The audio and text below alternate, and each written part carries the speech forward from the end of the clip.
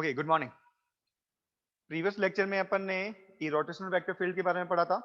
Now irrotational vector field और conservative vector field both are the same property.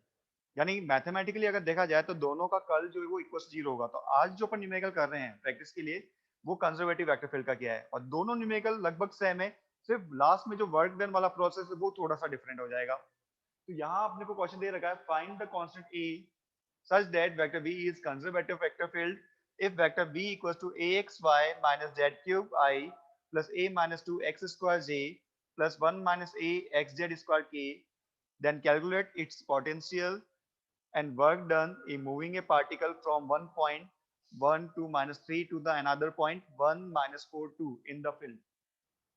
तो सबसे first हमें constant a की वैल्यू फाइंड आउट करनी है।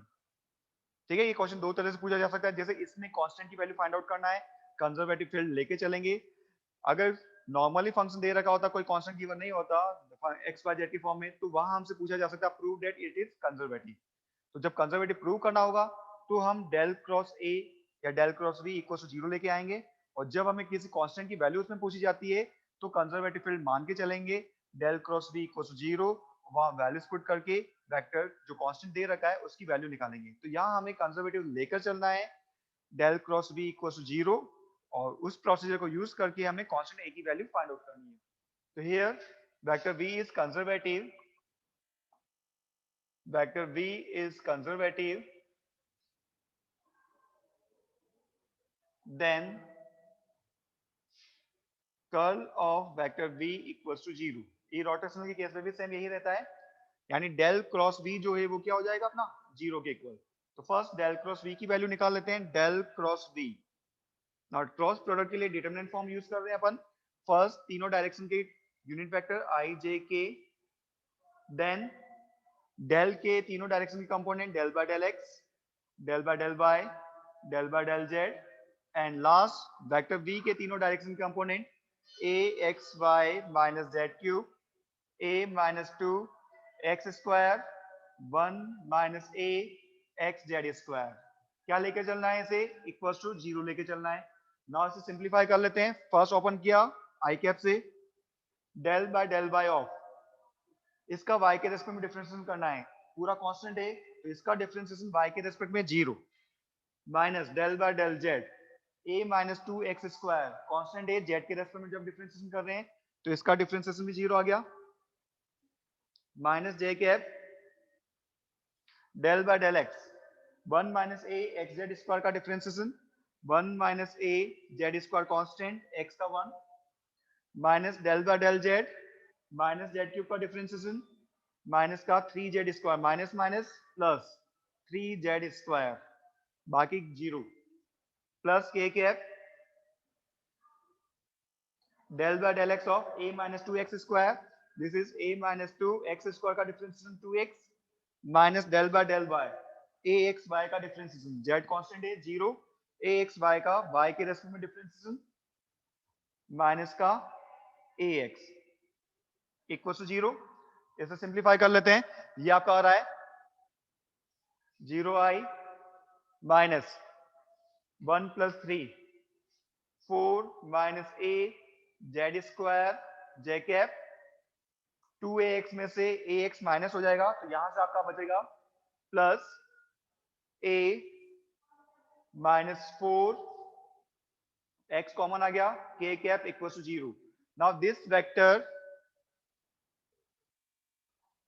सॉरी, ये आपका आ जाएगा a माइनस 4 x कॉमन आ गया, k cap equal to 0।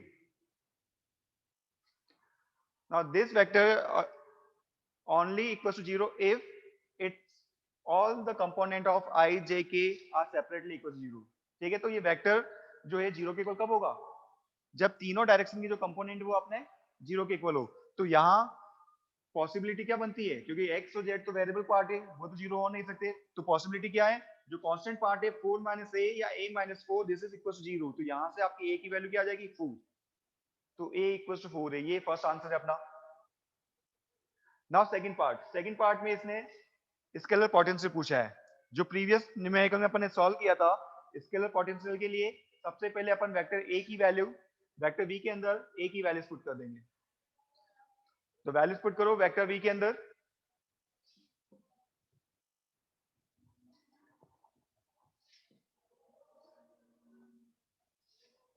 Then vector v equals to a equals to 4 put करना है, 4xy minus z cube,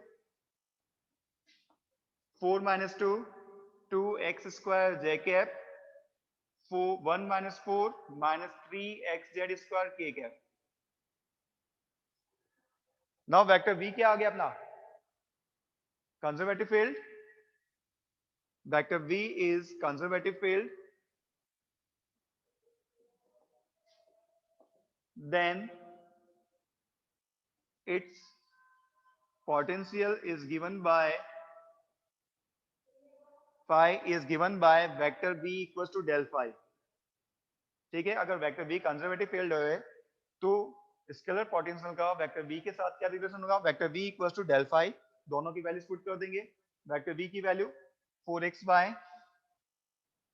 minus z cube plus 2x square j cap minus 3x z square k cap equals to del phi।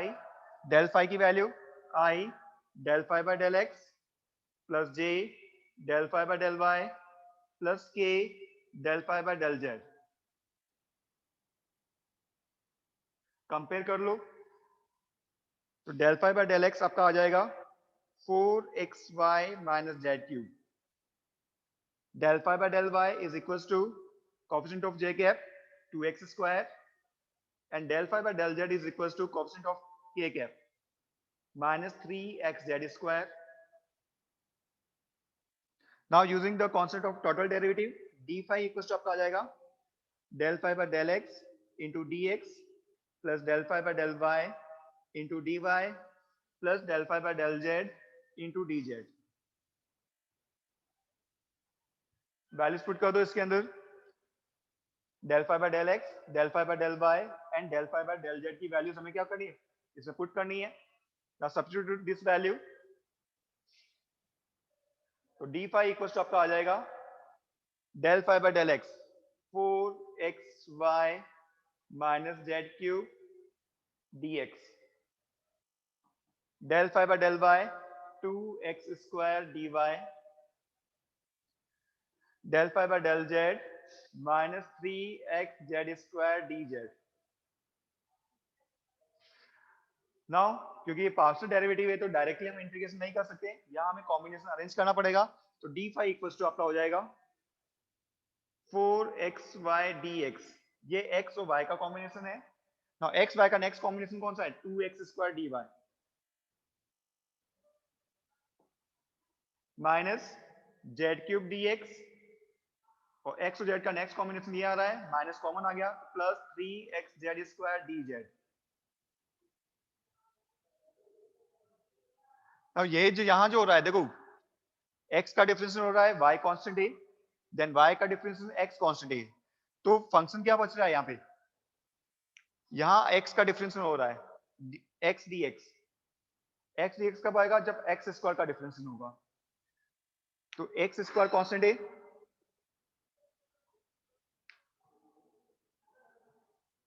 और y का differentiation dy। तो first function y constant, x square का differential 2x dx, 2 extra आ रहा है, it means यहां हमें 2 से भी मल्टीप्लाई करना पड़ेगा। किससे मल्टीप्लाई करना पड़ेगा? 2 से मल्टीप्लाई। तो 2 constant, y constant, x square का differentiation 2x dx, 4x by dx बन जाएगा, plus 2x square constant, y का differentiation dy, u into v, product rule. Same process से ये डिफरेंशिएशन किसका हो जाएगा? z क्यूब कांस्टेंट, x का differentiation dx, then x differentiation z cube का differentiation, x constant, z cube का differentiation 3z square dz। तो ये आपका हो गया x z cube. Now integrating both side,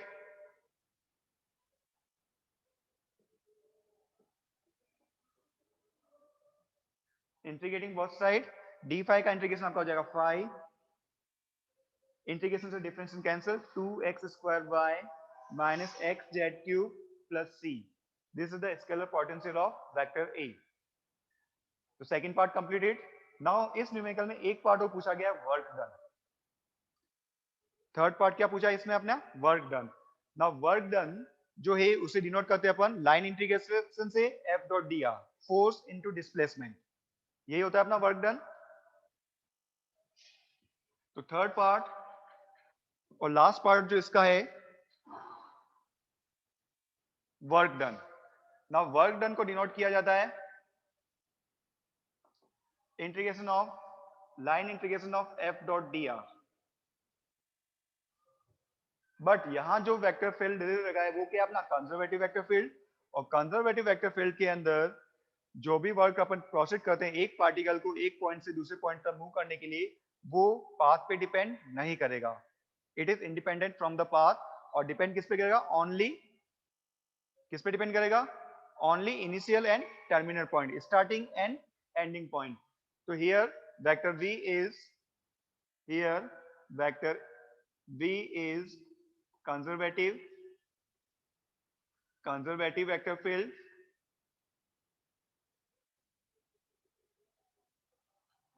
therefore the work done moving a particle from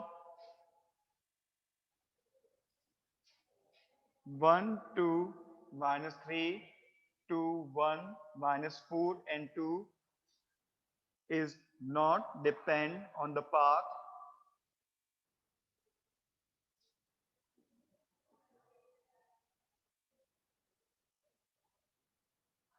depends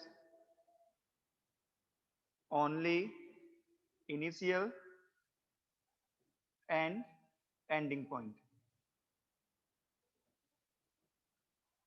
Therefore work done F dot dr is equals to integration from point A to B. A point अपन ले लेते हैं 1 to -3 to 1 -4 into D five. D five का integration क्या हो जाएगा? Five अपना क्या है? Scalar potential. वैल्यूज पुट कर दो इसमें। फाइव अपनी स्केलर पोटेंशियल है तो फाइव की वैल्यू आपकी आ रही है 2x² y minus x z cube plus c. Point A to B, A point है 1 to -3 और बी पॉइंट है 1 -4 and 2।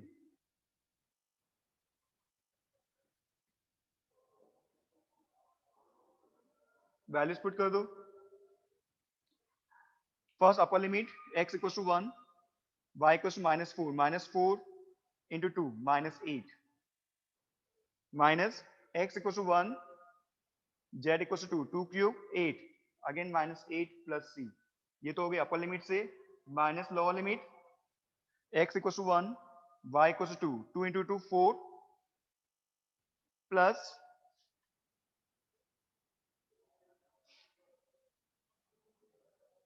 Minus x equal to 1 and z equal to -3। -3 का क्यूब कितना हो जाएगा? -27 minus minus plus plus 27 plus c। Now c से c cancel out हो जाएगा।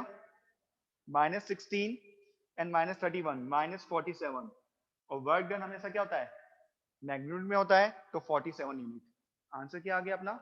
47 यूनिट। तो ये था अपना पूरा कंप्लीट न्यूमेरिकल। ठीक है, तो दोनों न्यूमेरिकल हो गए। एक तो था अपना रोटेशनल वेक्टर फील्ड जो प्रीवियस लेक्चर में वीडियोस में मैंने शेयर किया था। सेकंड जो है अपना कंजर्वेटिव वेक्टर फील्ड का हो गया। इस कंजर्वेटिव वेक्टर फील्ड में कंप्लीट आ गया। सबसे पहले अपन ने क्या किया था? कंजर्वेटिव वेक्टर फील्ड लेके चलते कांस्टेंट ए की वैल्यू फाइंड आउट की थी, देन अपन ने स्केलर पोटेंशियल फाइंड आउट किया और लास्ट वर्क डन। और कंजर्वेटिव वेक्टर फील्ड के अंदर वर्क डन जो है वो पाथ पे डिपेंड नहीं करेगा, ओनली इनिशियल और टर्मिनल पॉइंट्स पे डिपेंड करेगा। तो ये था अपना आज का न्यूमेरिकल। Thank you.